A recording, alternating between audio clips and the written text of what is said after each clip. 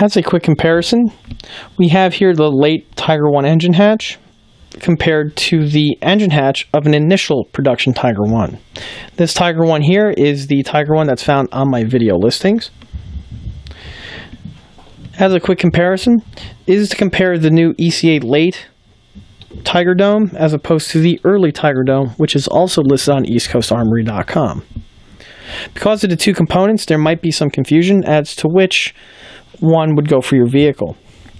As you can see, the original dome itself had a different style layout in that the removal fastener was that of a hand knob. On the later production unit, this was replaced with that of a hex bolt and a lower profile. The purpose for this vent is because of snorkeling, you would remove this whole pan and replace it with a cover cap. Once the snorkeling feature was dropped, that whole system wasn't needed, and to cut on production time, the design of the dome was simplified. Another feature that differed between the two production styles is that of the amount of locks required to fasten the engine hatch to the tank. If we notice here on the initial production Tiger, there are many more locking mechanisms required in order to fasten the hatch down. Purpose of this was again for snorkeling. The engineers really did not want the pressure to open up the hatch and the engine to get flooded. Because of this, they have a lot more locking mechanisms in place to ensure that the hatch is firmly sealed up against the tank's hull. Once the forwarding feature was dropped, the amount of locks was also cut down to the bare minimum that you see here. This also saved on tooling. Also, one thing that the later version Tigers have that the initial one doesn't is that of the lifting hooks found on the engine hatch. One of the complaints that the crews had for the Tiger 1 was that the hatch is so heavy that opening it up to get access to the engine was very labor intensive. The designers came up with these two little hooks that would attach via cable, and then with a hoist you can then open up the hatch. This addition here made opening up the hatch a lot less labor intensive. Looking at the inside, you could also see a lot more differences. Namely, the amount of locking mechanisms required on the initial production version, as opposed to the simplified version found on the later production. Also, another difference between the two domes is that on the initial production unit, the inlet slits are bigger than the ones found on the later production unit. These slits are found and are supplied with both kits, and both kits are found on ECA. Currently, this engine hatch here is going through its final prep work, which would include the same type of weathering that is received on the completed model to the right. By the next video update, this hatch here will be 100% completed and fitted to the vehicle. Moving our way forward, getting to the turret ring. The turret rings have both been fastened. This includes the Armortek brass turret bushing, as well as the Late Tiger turret gap protector. As for the bearing itself, the bushing is stock for the kit and has been mounted to the tank via my usual format with the use of countersunk fasteners. Once the turret will be added to the vehicle, a thin smear of grease will be added to this ring here, which will aid with the turret rotation. As for the bullet guard, the guard itself, it started off as the Armortek kit original. As we recall, Armortek supplies you with a laser cut steel ring. The steel ring is the correct size and shape. What was added to the Armortek ring were the details of the mounting fasteners that you see here, as well as the segmented slits. On the real Tiger 1, the ring was actually comprised of 3 rings that were bolted to the tank's top deck.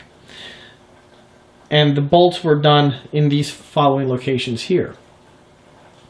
The locations were simply added via the drill press, and the slits were added with a Dremel with a cutting stone.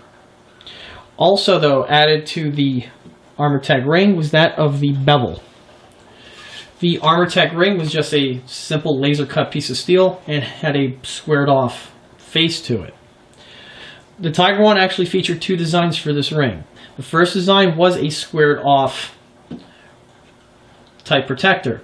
That version, though, never entered production, and that design was subsequently replaced with the beveled version that you see here. The beveled version was the one that you would see on late production Tiger Ones. Also, like I mentioned before, the rings on the real tanks are fastened to the tank with bolts and it's not welded. If you try to add welds to your bolt splash guard, your model will be inaccurate. While on the top deck, you can see that there's some putty marks still for the countersunk fasteners, as well as on several other locations of the top deck. Currently, the top deck is going through its bodywork phase. By the next video update, the bodywork should all be completed. Moving our way to the tank's front air intake. The front air intake is covered via a dome. The dome that you see on this model here is one of my own resin castings and is not listed on the EastCoastArmory.com product line. However, a dome like this is available via Panzerwerk, and his version is highly recommended. The kit does supply you with this component here made out of turned aluminum. However, the piece itself is very basic, and I decided to upgrade it to that of the resin one that you see here. The component is simply epoxy to the deck and was a simple addition. Probably the most significant change that was made to the model since the last video was that of the top deck. The top deck is actually currently fastened to the lower hull and is one piece. Now, because of the engine compartment interior, the top deck needed to be made removable. To do this, I had to make some modifications to the kit original mounting design, as the kit original is simply designed to permanently mount the top deck to the side hull without any removal aspect to it.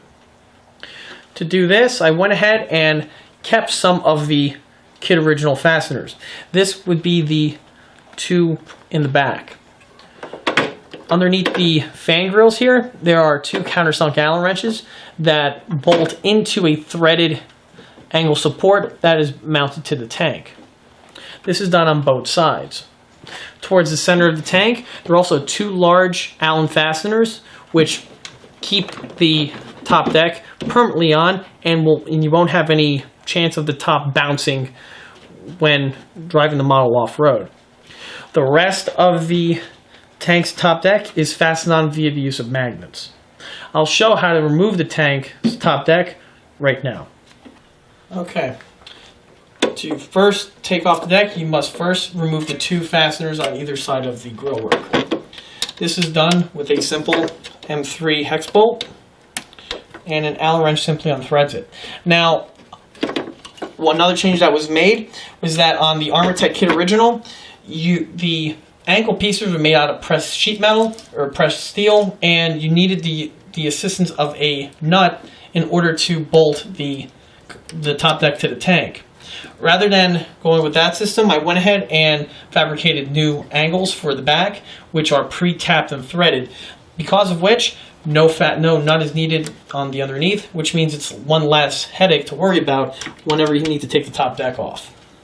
You just simply unthread the fastener from the location here. Repeat the same exact step on the opposite side. Once the grillwork fasteners are removed, it's time to get to the cross bolts that keep the rest of the top deck mounted to the tank. The bolts themselves are located in this location here and are directly in front of the tow cable clamp, which would be located in this area here. The components held on with a single M6 hex bolt, and with the use of an Allen wrench, you simply plug the wrench into the fastener and unscrew away.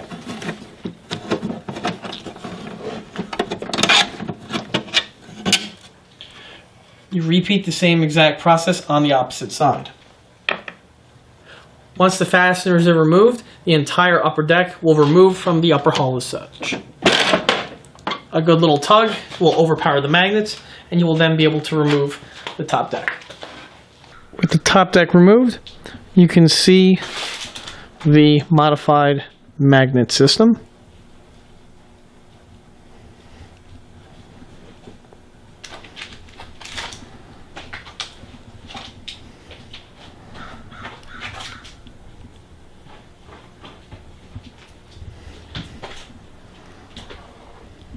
And here goes the top deck removed from the body. Here we can see the components that were added to the interior portion in order to have it lock onto the upper hull. Unlike older versions of the Armortek Tiger, in which the top deck plate was actually made out of laser cut steel, on these newer versions they are made out of aluminum. Now of course aluminum is not magnetic, so to make the tank lock onto the upper body with the use of magnets, the steel plates that come with the magnets were bolted directly to the upper deck. Now there are no fasteners on the opposite side. The way this was done was the entire upper deck was actually tapped and threaded, so the fasteners simply bolted directly to the upper deck. Any fasteners that protrude from the exterior portion of the vehicle had their sections cut away, and the cutaway sections are going to be sanded flush via the tank's bodywork. This was done for both the magnetic strips as well as the cross bolt angle mount that you see here. They are all fastened to the vehicle with the exact same method. Because of the tank's magnet locking design, more fasteners need to have been added to the tank's side hull in order to securely mount on that angled aluminum frame that's used to hold up the magnets and the cross bolt. Now normally these would just simply be covered up with the bodywork and sanded flush. But because this tank will be receiving a coat of Zemerite, that's going to make the cover-up process of the fasteners a lot more easier. More information of that will come in the following video. Moving our way from the dome takes us to the tank's bow hatches. Like I mentioned before, the kit supplies you with two very nice turned aluminum ring inserts for that of the hatch standoff. These components were used out of box with no mods needed. They were simply epoxied to the top deck to keep them firmly in place. All that needs to be added now is the addition of the tank's hatch, which will be fastened after filming of this video. Moving our way to the tank's bow hatches. The bow hatches that you see here are the ones that were supplied with the vehicle.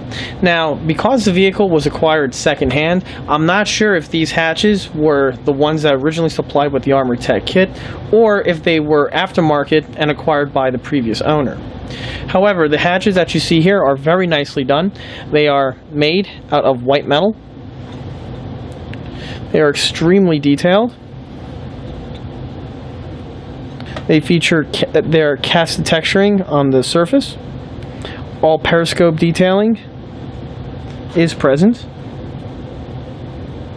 as well as the rubber O-ring detail that you see here. The hatches were painted and weathered, and now will be installed onto the vehicle.